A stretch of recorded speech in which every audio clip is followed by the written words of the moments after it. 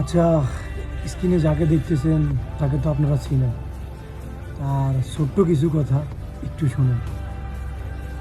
আপনি যেই দলের হন না কেন, এই কথা কিন্তু আপনাকে মানতে হবে, কারণ সত্য কথা বলতে তো আর কোনো মাথা নেই।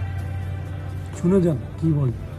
যে দল আগামীতে রাষ্ট্রের সেবা করতে চায় সেই দল নিজেরা একে অপরকে খুন করে 200 মানুষকে খুন করছে।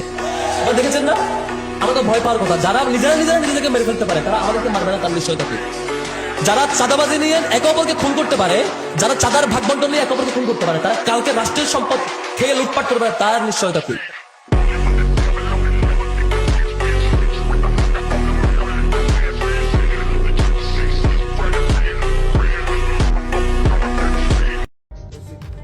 এসব কথা বলতে হলে কলিজা লাগে, এটা যেই কেউ বলতে পারে না। ঠিক আছে, ধন্যবাদ তাকে সত্যি কথা বলার জন্য, মন থেকে স্যালুট।